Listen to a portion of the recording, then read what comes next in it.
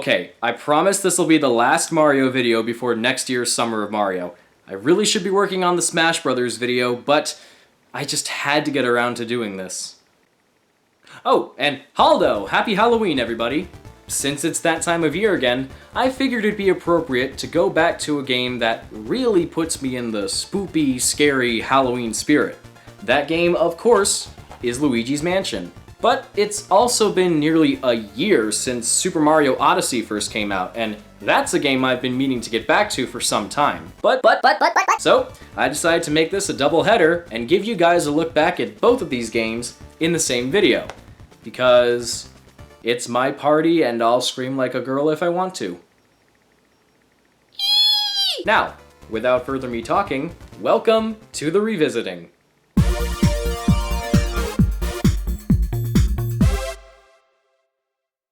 Alright, let's take a look at Luigi's Mansion first. For this video, I'll be covering the 3DS port that just came out not too long ago. Man, Luigi's been getting a lot of attention lately. With the recent 3DS remake and the announcement of Luigi's Mansion 3 coming to the Switch in 2019, I think it's safe to say this year's been very kind to Luigi. Minus that traumatizing encounter with the Grim Reaper. What you say? I haven't fully completed Luigi's Mansion on the 3DS by the time I got around to scripting this video, but since it's pretty much exactly the same as the original game, which I've already beaten plenty of times, I figured I didn't have to get very far into it to go over all the changes that were made. First and foremost, since we're on the 3DS, we now have two screens to work with. The bottom screen serves as your map, and having it open at all times makes progression a lot easier. The graphics have been given a slight boost with some big differences, including better looking character models, a redesigned gallery, and a more inconsistent frame rate. Yeah, this game kinda chugs a bit, and it's not always pretty to look at, but it doesn't happen all the time. A new co-op mode is available with the second player controlling a gooey version of Luigi called Gooigi. It's very clever. I haven't tried it yet, but I'm sure it'd be fun to mess around with.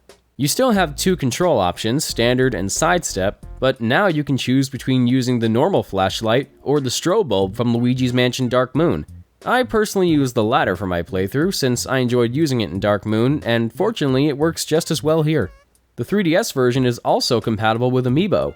The Toad figure makes Toad refill your health when you talk to him. The Mario figure turns poison mushrooms into super mushrooms, thank you. The Boo figure helps you track down boos a lot easier.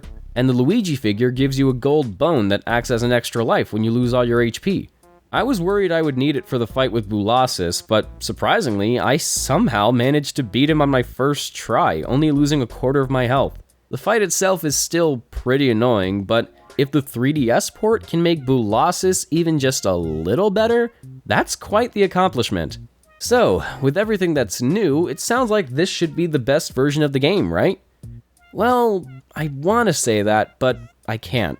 The biggest problem I have with Luigi's Mansion on the 3DS is pretty much the same issue I have with Super Mario 64 DS. The controls don't necessarily work the way I want them to. Now, Luigi's Mansion has the advantage over Mario 64 DS in that it was actually made to work with analog control in mind, but compared to the GameCube version, it feels very cramped and kinda slow. Moving Luigi around the mansion feels fine, it's having to use the poltergust that annoys me. You can aim it using the D-pad or the gyroscope features, but it's very unintuitive. The gyroscope only lets you aim it up and down, and it's especially problematic when I'm surrounded by ghosts and can't turn around to face them. Scenarios like this also make me wish Luigi didn't stop to get scared all the time because it leaves him open for attack. Aiming with the D-pad can let you go up and down and all around, but it doesn't seem to be as quick as it was in the GameCube version, and because of this, I've lost more health in some sections here than I did in the original. Using the Circle Pad Pro on older 3DS models or the C-Stick on the new 3DS might help mitigate this problem, but in my case, the C-Stick on my new 3DS XL doesn't exactly make for a good substitute.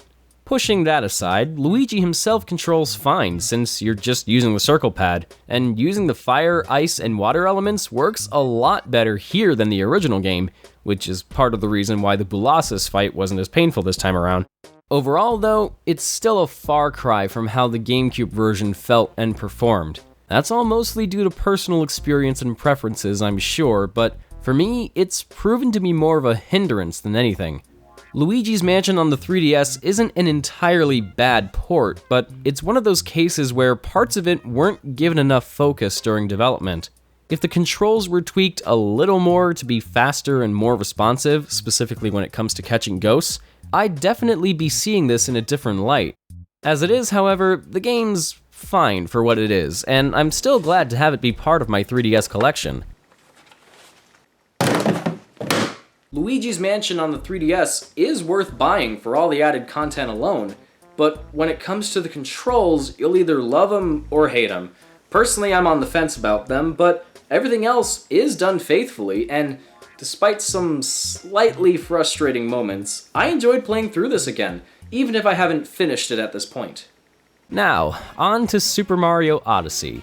If you saw my initial review during Christmas last year, you'll know that I just praised the ever-living advertiser-friendly out of it. This game was pretty much everything I was hoping it would be, and it gave me the most magical experience I ever had playing a Mario game since Super Mario Galaxy 2 7 years prior.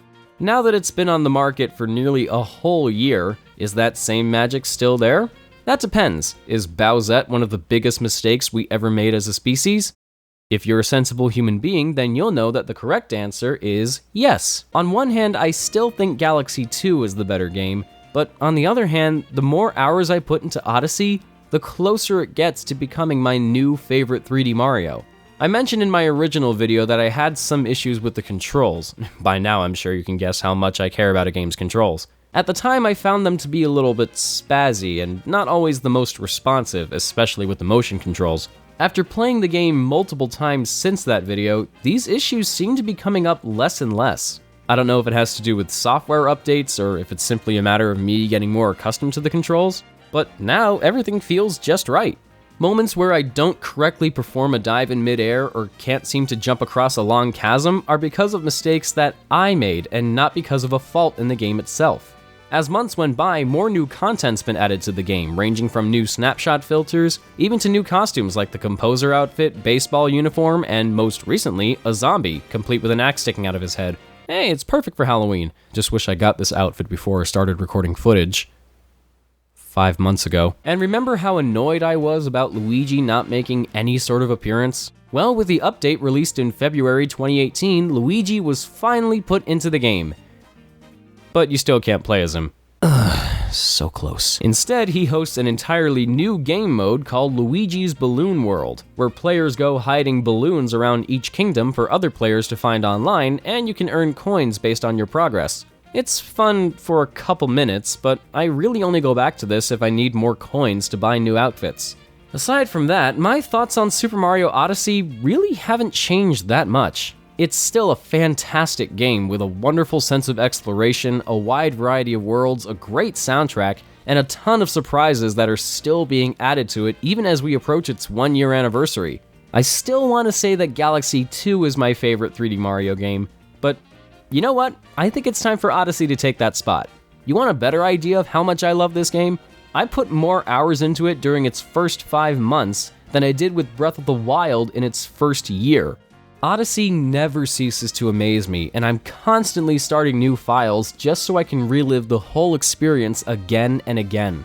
I'm still waiting for something to overthrow Super Mario World as my all-time favorite, but Super Mario Odyssey was everything I wanted it to be and then some. I wouldn't be surprised if Nintendo's already planning for a sequel, considering how successful the game's been both critically and financially. And if Super Mario Odyssey 2 does come out within the next few years, you can bet your advertiser-friendly that I'll be ready when it comes. It's hard to believe that it's been over 2 years since my last revisiting episode. I'd like to do these more frequently, so if there's a game I've already covered that you'd like to see me go back to, please let me know in the comments. In the meantime, I've got to get working on my next big review, so with that said, this is Mark, aka Marty McFly, wishing you all a happy and safe Halloween, and bidding you all a smashing farewell.